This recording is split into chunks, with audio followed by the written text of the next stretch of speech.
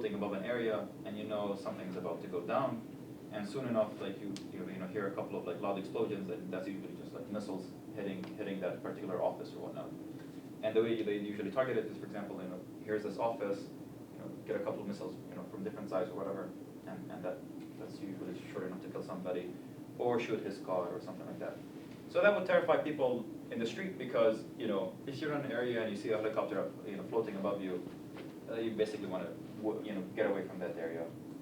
And then after that, it was essentially shelling from artillery, like from tanks and like stationary things that shoot projectiles. That's not a technical term, but whatever. So they shoot us, and that impacts you because if you're in the area, obviously, projectiles and things are falling on you. That's bad. But even if you're not in that area, like I was on the outskirts of town and sort of the quiet outskirts of town, and you'd see it basically in electricity getting disrupted. Like school the next day, you can't reach the school because, well, there are a few tanks around it or whatever. You cannot get there, things of that sort. And then as the year progressed, so this is still the first year, the end of like sort of the first year, that was when they started using planes to like sort of actually bomb buildings.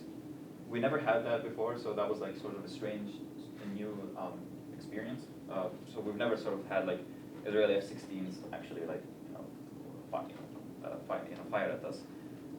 So that was surreal because I lived close. So during that time, Israel was carrying a campaign of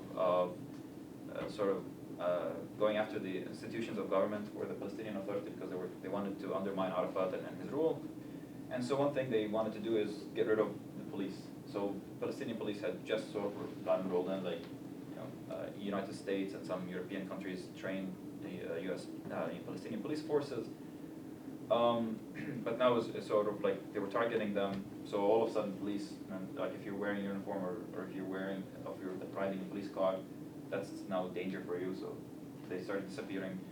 And I used to live close to the big police station that's sort of responsible for the municipality of Ramallah. And I remember like one day they decided to bomb the municipality like late at night, and that was like that was very weird because like I was very close to where the explosion had just happened, and I've never really experienced it before. Like I'm a very heavy sleeper, so like I got used to sort of like shells being fired at like sort of somewhere in the distance, but like a missile falling close by, you wake up in the middle of the night, and that was like honestly the first time in my life where I did not know if I was dead or alive at that point because like I was very disoriented and I did so it was weird. And then I stayed for one more year after that.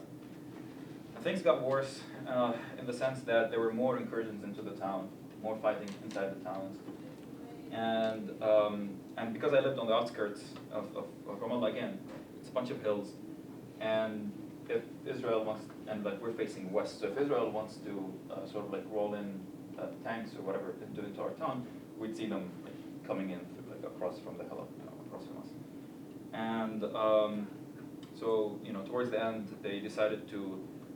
Ramallah basically had the compound where Arafat was, and actually still till this day where the Palestinian National Authority, sort of like government institutions are. So they wanted to kick him out. So they basically came in with, I don't know, some kind of 40 or 50 tanks to the small town, and they were everywhere essentially. We could not, and they basically.